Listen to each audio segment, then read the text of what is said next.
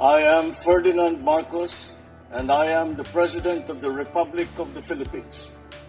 I stand today on behalf of 110 million Filipinos. Hi everyone, hello universe, it's me again. Shout out sa inyo mga kababayan. Hello sa mga Marcos loyalists and supporters, Filipino and OFW. Ayan meron tayong updates videos guys. Sabi po ng DCRH News Update. Ito learning lesson lang talaga yan para sa mga OFW sa buong mundo, no? Alam nyo naman, nakakulong hanggang ngayon itong mga DDS na supporters ni Digong sa Qatar. Hanggang ngayon nakakulong sila. Ang sabi po dito mga kababayan, ayan update, handa ang Department of Foreign Affairs sa tulungan ang mga nakakulong na Pinoy sa Qatar sakali sila ay ipa-deport. Ito pong masaklap.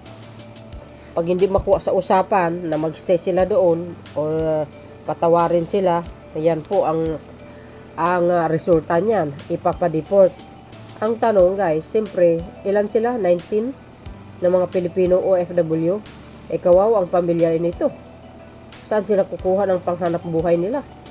Well, unless lang kung a-apply sila sa ibang bansa. Ang masaklap, baka maban itong mga to. Naku, naloko na. Yan, ito ang kinumpirma ng DCRH News ni DFS USEC Secretary Eduardo D. Biga matapos arestuhin ng 17 Pinoy dahil sa illegal na pagsasagawa ng rally. Naku po, di tayo kasi nag-iisip no? Sabi dito, DFA ready to assist 17 detained OFW in Qatar in case of deportation. Naku po, ay itong masaklap, no? The Department of Foreign Affairs reaffirmed on Saturday that it is ready to assist the 17 overseas Filipino workers, pero ang nakalagay doon sa isang balita kanina 19. Okay, baka nagbago, mali ang bilang. In Qatar who were detained for participating in an illegal rally in case they face deportation. Naku po, matindi. Sana guys, no, ako naman kahit sabihin mo mga DDS sa mga yan, pasaway, ano kaya ang magagawa ng pamahalaan? Pwede ba kausapin itong bansa na ito na patawarin na lang sila na hindi na sila uulit para hindi sila ma-deportation? Well guys, hindi po natin alam. Ayan po ay sa aking kaisipan lamang. Sana gano'n ang mangyari, di ba? Tuloy. In a phone interview with DCRH DFA Undersecretary Eduardo De Vega explained, the Qatar's legal system requires local police to complete their investigation before the arrested individuals can meet their lawyers. Agay. Ayan, siyempre, ang pamahalaan, guys, to the rescue, no? So, malalaman natin sa takdang panahon, mga kababayan. Agay, ano ba ang magre-result nito? Kunwari sa Pilipinas, anytime na may arestado at humingi ng abogado, kailangan bigyan ng abogado mismo kahit wala pang charge o sa korte. So, hindi ganoon sa Qatar. Wala pa iyong lawyer sa harap nila pero ipoprovide sa kanila iyon. Tapos at sana ay hindi may deport at wala pa namang dinideport dahil dyan, said ni Biga. Well, I hope na ganun nga ang mangyari. Pero kung magdesisyon mga kababayan, ang Qatar, may deport sila, di nga sila ngayon. Diba? Learn and lesson nga yan. Well, sabi nga ibang batas doon, iba sa atin. Baka akala nyo Pilipinas yung Qatar, kaloka kayo, Ayan, tuloy. Kung i-deport at kailangan ng tulong, ay pwede nating bayaran ang ticket nila. Kung hindi, babayarin ng Qatar. Agay. Diba mga kababayan, ang gobyerno mismo ang magbabayad. Ano na ngayon? Dahil sa kasama ng pag-uugali nyo, toxic kayo talaga kasi. Yung malas ni Digong, nahawaan na kayo. Inuna nyo pa yun kaysa sa kapakanan ng pamilya nyo. Wala kayo talagang mga utak, sa totoo lang. Ay, sos, Maria Josep. Ayan, tuloy. Kanino kayo lalapit? Di sa gobyerno din. Sino presidente? Di si Pangulong Marcos Jr. Natural. Through DFA. Gagawin nila yan. While assuring assistance to the detained Filipinos, Dibige emphasized that the Philippines Embassy in Qatar had already reminded Filipinos as early as March 13. Yan nga ang sinasabi ko. Yun naman pala maaga pa.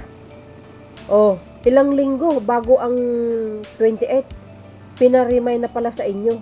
Pero anong ginawa nyo? Ay, nga. Ano ngayon? Magtanim na lang kayong kamuti. Umuwi kayo sa bahay nyo sa Pilipinas. Yun.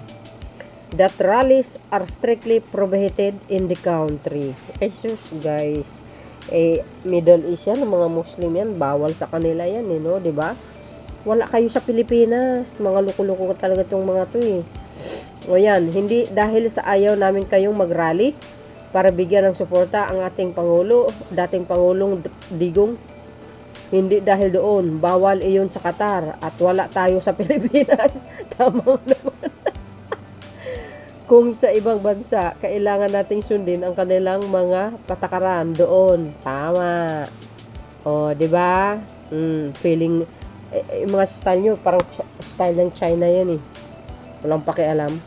The Philippine Embassy in Qatar early confirmed that several Filipinos were arrested on Friday for suspected unauthorized political demonstration, which coincided with former President Rodrigo Duterte.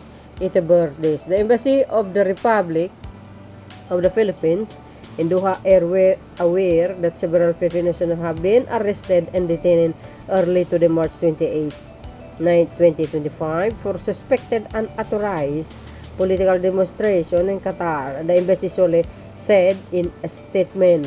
Agay. Dahil dito mga kababayan, naku po, ito po ang kahinatnan. Pag talagang kumbaga natuklasan, mayroon silang paglabag sa batas, ito po. Sabi po dito mga kababayan, basahin ko lang Sabi din ng Pinoy Trend, mga taga-suporta ni Duterte na hinuli sa Qatar, maaaring manatili sa likod ng mga rihas ng ilang taon. Agay. Pinoy Trend ang source natin Bisitahin nyo yan, basahin nyo doon. Mabigat ang naghihintay na parusa sa mga overseas Filipino workers, which is ang OFWs, na patuloy na inimbestigahan ngayon sa Qatar dahil sa kanilang pagrarally para sa magpakita sa suporta kay dating Pangulong Rodrigo Duterte. Jesus Mariusip, ano ba yan?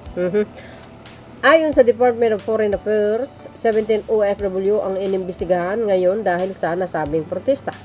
Nakiusap naman ang DFA na huwag nang magsagawa ng kasunod na rally sa Qatar dahil sa posible na madamay pati ang ibang mga OFW na nagtatrabaho doon. Kaya nga nandamay kayo talaga Pahamak kayo talaga sa totoo lang. Itong mga DDS na ito, ewan ko. Parang ano ito guys parang alimatok kung sa Ilocano o kaya mga kitikiti baga. Hindi mapakali. Bakit isusugal mong pamilya mo kaysa isang politisyan na kriminal? Kaloka kayo Ayan, mga kababayan, alam namin may karapatan kayo sa Pilipinas magprotesta. Iba-iba ang panig natin sa politika, pero pag nasa Qatar, hindi pwede Hindi ito sa USA na pwedeng sumali sa political rallies, sabi ni DFA Secretary Eduardo Jesus de Vega, Yusek. Ayan mga taga-suporta ni Duterte na magrally sa Qatar maaaring maghimas ng rihas na hanggang 3 taon at magbayad ng 800. Agay. Paano yan mga bes? 3 taon makulong. Tapos may multa.